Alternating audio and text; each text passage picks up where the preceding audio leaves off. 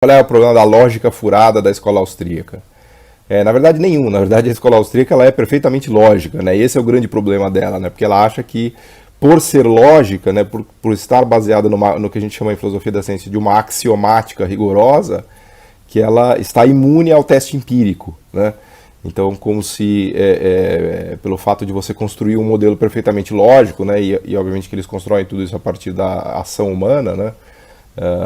Que eles estariam imunes e não precisariam se confrontar com a realidade empírica, com o teste empírico, porque a consistência lógica dessa construção, né, ou dessa teoria, garantiria a validade dela, né, o que a gente chama em filosofia da ciência de certeza apodítica, né. A certeza apodítica é aquela certeza que deriva de conclusões lógicas, né. Então, por exemplo, 2 mais 2 igual a 4, 4 mais 4 igual a 8, então 2 mais 2 mais 2 mais 2 igual a 8, né. Isso te dá uma certeza plena e apodítica porque ela é derivada dos seus axiomas, né? Toda axiomática tem essa característica, né? Aliás, todos os modelos em ciência têm consistência lógica, né? Consistência lógica é um negócio fundamental para qualquer teoria e para qualquer modelo que queira se fazer em ciência, em qualquer ciência, né? O problema é que a consistência lógica per se, ou seja, só a consistência lógica não torna essa teoria verdadeira, né? E eu vou botar aspas nessa verdade porque isso é uma discussão de longa data em filosofia da ciência, né, do que é a verdade, né, desde o Nietzsche, já com a Gaia Ciência, o Crepúsculo dos Ídolos, passando pela filosofia da ciência do século XX, do Popper, do Kuhn, do Lakatos, né, essa discussão da verdade em ciência é muito complicada, mas uma coisa que a gente sabe hoje é que a consistência lógica não garante a cientificidade das teorias, né, esse é um negócio que foi superado já no início do século XX, ali, anos 30, 40, né, a ideia de que simplesmente construindo uma teoria que fosse logicamente consistente, você estaria com a sua vida resolvida, né. A questão é que você precisa construir um sistema lógico e precisa pôr ele à prova no mundo, né, precisa fazer o teste empírico desse sistema lógico, desse sistema que você construiu, e claro, ele tem que ser logicamente consistente, mas ele precisa ser posto à prova, né. Então, é como se eu fizesse um sistema lógico assim, para dar um exemplo, tá, tudo que Deus faz é perfeito, Deus fez o mundo, logo o mundo é perfeito. Então isso tem uma verdade apodítica aí, né? A conclusão de que o mundo é perfeito decorre dos axiomas anteriores que eu fiz, né? Então eu estou fazendo aqui um modelo que é perfeitamente lógico e eu vou falar que ele é verdadeiro porque, como tudo que Deus faz é perfeito e ele fez o mundo, logo o mundo é perfeito e estamos conversados. Eu não preciso olhar se o mundo de verdade realmente é perfeito, né? Então é claro que isso é uma estupidez, né? E por isso que a escola austríaca é considerada uma pseudociência, porque ela não se submete aos testes empíricos, análise empírica, né? Eu não quero dizer com isso que a análise empírica é trivial, aliás, a análise empírica é bastante complicada, né? Na metade do século XX teve um debate enorme entre os filósofos da ciência, o grande nome é o Quine, Willard Quine, e ele fez até um negócio que ficou conhecido como a tese do Quine, né? Que ele mostrava que o físico e filósofo Pierre Duhem também levantou essa bola lá atrás, no início do século XX, né, que quando você vai fazer um teste empírico é muito difícil separar o que você chama de teórico e o que você chama de empírico, né, porque na verdade as suas próprias observações, vejo que esse vídeo está ficando carregado de filosofia e filosofia da ciência, mas enfim, eu vou tentar ligar a tecla SAP. A tese do Quine diz o seguinte, que as suas observações empíricas estão carregadas de teoria, elas estão impregnadas de teoria, né? Então, quando você observa o desemprego, você não está observando o desemprego, você está levando junto um conceito de desemprego, né?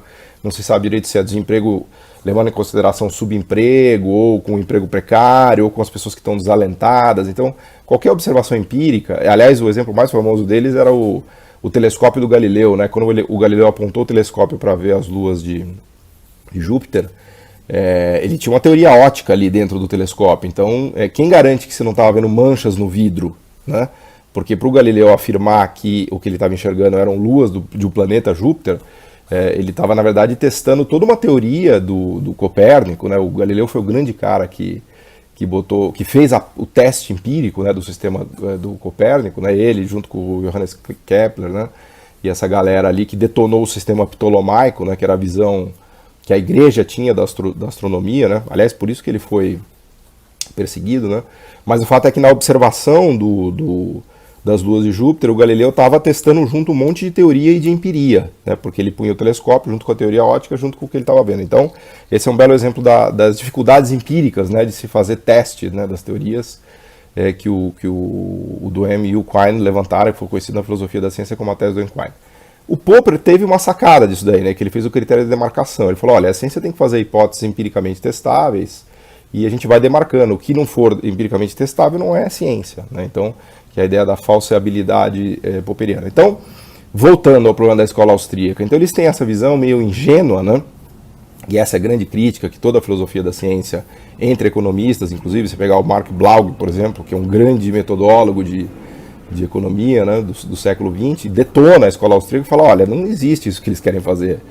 O sistema lógico ele é tautologicamente verdadeiro, né? Qualquer sistema lógico ele é verdade, porque ele é construído dessa maneira, né? É a lógica que produz isso, mas essa verdade lógica ela é inútil no mundo real. Você precisa pegar o modelo que você construiu, que é uma representação da realidade, né? Que está todo ali logicamente construído, todo bonitinho, aí você precisa pegar isso, né? E testar, ver como é que isso te ajuda a explicar o mundo, né? Como é que essa representação te ajuda a explicar o mundo, fazer previsões sobre, inclusive sobre o que já aconteceu, o que vai acontecer no futuro, as relações de causalidade, né? A mecânica que existe no mundo que você vai tentar representar a partir do seu modelo, né?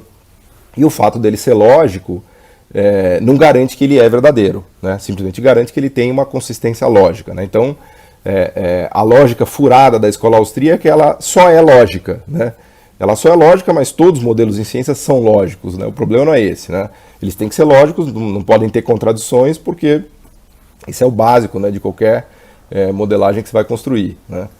Inclusive, uma das críticas que o Popper fazia a muitos modelos, ou depois no que viria a ficar conhecido como programas de pesquisa, o que ele chamava de mudanças ad hoc que você vai fazendo no seu modelo, ou seja, você constrói lá, você tem o axioma básico, né? A partir daquele axioma você vai colocando camadas, né, de proposições e de consequências lógicas, e aí, se o seu modelo não explica bem a realidade, se ele faz previsões que depois são furadas, né, você vai consertando o seu modelo e mudando alguns pedaços ali da axiomática dele, fazendo o que o Popper chamava de soluções ad hoc, né? Você fala, não, veja bem, na verdade não deu certo que estava chovendo, e na verdade o meu modelo dizia que isso ia funcionar se tivesse sol, então você vai fazendo, vamos dizer assim, estratagemas, né, que ele usa essa palavra, de mudanças ad hoc na sua axiomática, para você tentar explicar o mundo, né? E aí isso mostra que a sua axiomática tá com problemas, né? Tá com problemas e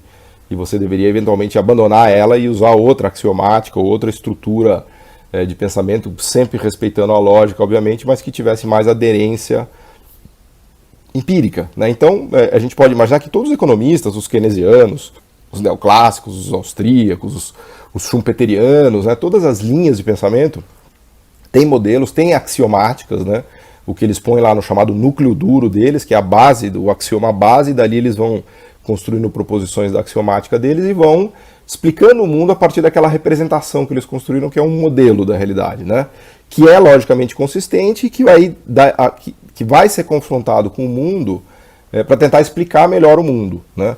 Agora, o fato desses modelos serem logicamente consistentes não os torna realidade, ou não os tornam verdadeiros automaticamente. E esse é o grande erro da escola austríaca. Ela fala, não, a gente faz uma teoria da ação humana, em que tudo é deduzido logicamente, bonitinho, o ser humano tem aquele tipo de racionalidade, que é um tipo específico, inclusive, das motivações e tal que eles definem, e a partir daquilo estamos resolvidos. Como o negócio é lógico, você deduz, e é uma verdade apodítica, né? Então, a verdade apodítica é uma visão totalmente ingênua do que é a verdade, né? Do que é científico, é um negócio do início do século XX, totalmente ultrapassado.